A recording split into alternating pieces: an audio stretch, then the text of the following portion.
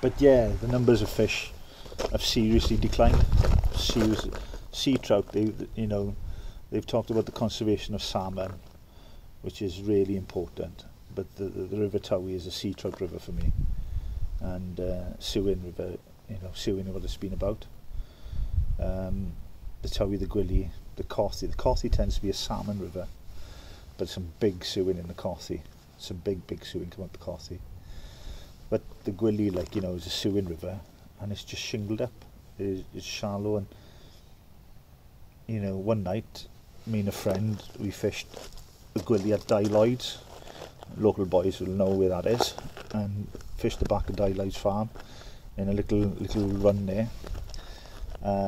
With the lights of British Telecom behind us, we had to sit on the shingle to keep down, and we fished it from 9:15 till 12:15, because you work in the next day, so you want to be home by 12 o'clock.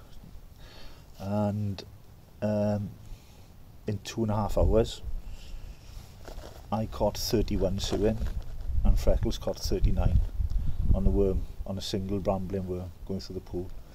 So that's 70 Sewin between us. And back in that day, everyone was knocked on the head, and everybody, and they were all either sold or eaten. And that's how it was then. And I never forget seeing Bryn Towy, around the corner of Bryn Towy, opposite the roundhouse, a glide there, absolutely black. And I looked at it and I went, I couldn't make out what it was at first. And then I realised it was the shadow of the Sewin that were laying across the river. And the river was bank to bank with Sewin. And I was trembling, and I had a 4-pound line, a little brambling worm, and I flicked it into the middle of them, held my breath, and as the worm dropped down through them, they just parted, let it pass, and went back to where they were lying. They just weren't interested in anything. And that night we had a horrendous storm. The river came up about 8 foot, and they were never seen again, But I remember seeing lots and lots of fish, lots and lots of salmon.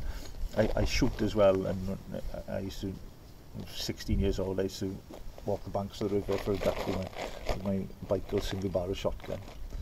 And on the confluence, one day, I looked like that, and as I looked into the clear water, I made out that what I was looking at was salmon, and they were so silver that they were like mirrors reflecting the bottom.